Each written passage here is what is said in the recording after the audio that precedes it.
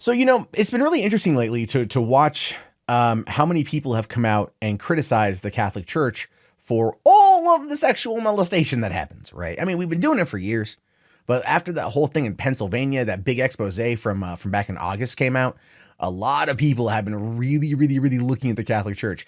There was a diocese in California, I think, that just yesterday unveiled like a list of like 34 priests who had been accused of sexual assault. Like they are starting to very much trying to change things around.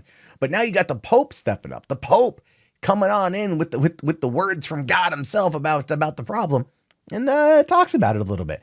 It says here the Pope blames the devil for church divisions, scandals, and seeks angels' help. Right? Because never mind the fact that you don't allow priests to get married or have children, or fuck, right? So nothing like human desires and shit kick in, right? I'm just saying. Anyway, the Vatican City. The devil is alive and well and working overtime to undermine the Roman Catholic Church, the Pope Francis says. You know what? I like the Pope. I do. I think Pope Francis, pretty progressive guy in many cases. This that top line to me feels like pandering. I think they know what's up, but they can't come out and say that they know what's up. It says that, in fact, the Pope is so convinced that Satan is to blame for the sexual abuse crisis and deep divisions racking the church that he has asked Catholics around the world to recite a special prayer every day in October to try to beat him back. Well, perhaps they could beat him back if they were allowed to beat themselves off. That could be a thing, right? That could be a thing. How about this, Pope? How about this, right? Why don't you christen a whole mess of fleshlights, right? But we'll you know what? Just christen a whole bunch of fleshlights. Just go and, christen a box of holy water. Everyone, ec nomine Patre, I don't know this, I'm not Catholic or whatever, but you just start spritzing holy water on these fleshlights and then send them out to the priests who have been cleansed by God. Then they can fuck it and they're not going to feel bad, right? Because they're, to say, whatever, give them the opportunity to have sex or something. I think it'd help out. Just saying. The church must be saved from the attacks of the malign one, the great accuser, and at the same time, be ever more aware of its guilt, its mistakes, and abuses committed in the present and the past, Francis said. True. It's true, but the church, the Catholic Church is not a good entity. It has never been a good entity. We know this. All right. And I understand the Pope, he wants to sit there and he wants to reassure his sheep, his flock, that it's really Satan that is just being a gigantic asshole in all of this. That Satan is out there being the one, who's not good, hurting the church. But really, it's the fact that they've been covering up these crimes for years. Everyone knows about it. They keep bringing in the same people, the same types of people. And then they go, oh, you touched little Billy Robinson over there. Well, we're gonna transfer you over to San Mateo, California, from East Holbrook, Pennsylvania, whatever. I'm just making up towns, and then you're gonna be like, no one's gonna know who you are. But nowadays we live in the age of the internet, and you can easily Google this stuff. But the church pays out so much money to quiet things down that it's just we know. And then coming out and saying the devil did it. No. Look, you can argue that, fine. You want to use your faith and argue that the devil is influencing people. That's fine. But people still make the actions. The devil doesn't sit there, pull out the priest's dick and make him put it in an altar boy. That doesn't happen. All right. He's not hands free. No matter how much they try to claim that he is. Okay. There's still acts there. They're humans doing human things that are bad. But no, blame the demons. God, I feel like he should be on a televangelist channel. Anyway, since he was elected in 2013, Francis has made it clear that he believes that the devil to be real. Okay. In a document in April on holiness in the modern world, Francis mentioned the devil more than a dozen times, saying here, we should not think of the devil as a myth, a representation, a symbol, a figure of speech, or an idea. This mistake would lead us to let down our guard, to grow careless and end up more vulnerable. But putting your head in the ground like an ostrich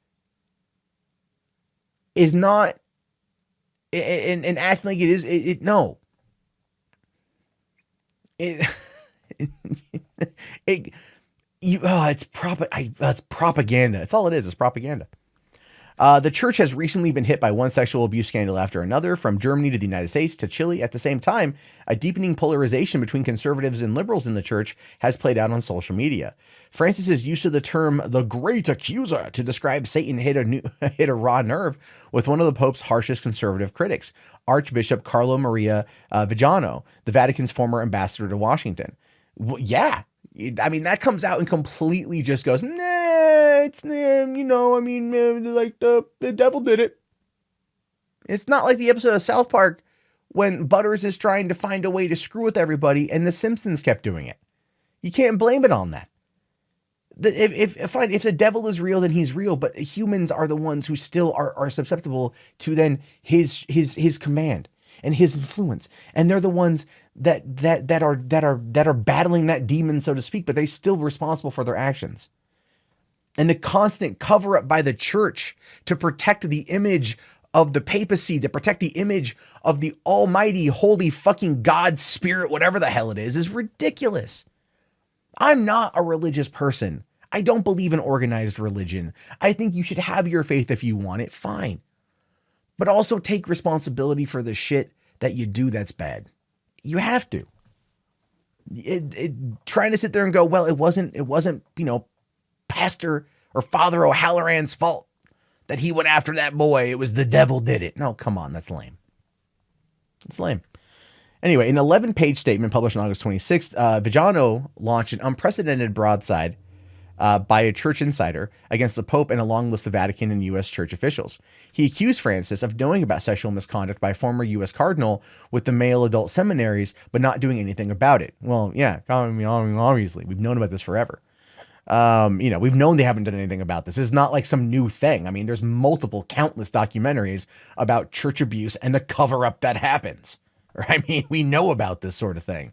It's not uncommon. South Park's been making fun of it for years. They made fun of it last week, and the freaking Catholic Church got all about it. Anyway, Vigiano, concluding that his former boss had singled him out as the devil in disguise, complained in his next statement that Francis compared me to the great accuser, Satan, who sows scandal and division in the church, though without ever uttering my name. That's a cheap shot move right there by Francis, right? It's all like, I know who Satan is. Wait, what's his name? It's that guy, the one I'm talking about. He's got the fucking hat on. Your name kind of rhymes with vagina. Satan. Like, that's...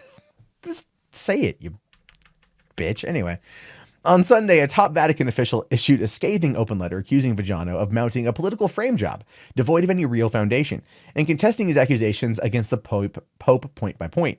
Francis is so convinced that Satan is ultimately to blame for both the sexual abuse scandals and the divisions within the church that he has enlisted the aid of spiritual big gun Saint Michael the Archangel. Michael is mentioned several times in the Bible as a leader of the angels who ousted Lucifer, the fallen angel, from paradise. So I guess the Pope's calling in the big guns. Like, hey, yo, Michael, we need you to go take out Lucifer again, man. You gotta go take him out. Get your boys, get the other high angels, take him down to the alley and just crack his kneecaps a bit. We need him to back off our people. The hell is that? Right? It's such... I mean, look. If people people that are religious are gonna believe this. I'm not making fun of.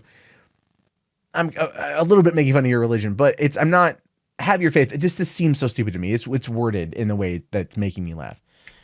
Catholics are being asked to recite the rosary daily in October and conclude it with a prayer to Saint Michael that was said after Mass until 1964, but then fell into disuse. Oh, pulling out the old school stuff. We're talking 60 years almost. The prayer reads. The Saint Michael the Archangel, defend us in battle. Be our defense against the wickedness and snares of the devil. May God rebuke him, we humbly pray. And do thou, O Prince of heavenly hosts, by the power of God, thrust into hell Satan, and of all spirits, all evil spirits, who prowl around the world seeking the ruin of souls. But don't you think for a hot second, Francis, that would be a solid idea, a solid play to acknowledge the fact that people in your organization, the one that you are the head of, the one that you control, have done unspeakable, terrible, nasty things to children. Not recently, but for decades, and that we know of. All because the rules of your organization prohibit them from having a family life. And so that is how they find themselves. I mean, look, I'm not Catholic. I don't know the rules of the church, but it's been expressed to me that one of the reasons why this happens is because there is no real sin. It's not a sin if it's gay. I'm probably wrong on that one. That's the way it sounded weird when I heard it. I honestly don't know, but it's a problem nonetheless. So why not open it up? Why not sit there and go, you know what? God would want its flock to be able to preach to people about things they know. Right? So why don't we let pastors, I mean, if other religions can get married and have children, why can't we? We've seen the devastation it causes by not letting these people blow a load. And when they walk into church with a loaded gun, it's the altar boys that get shot.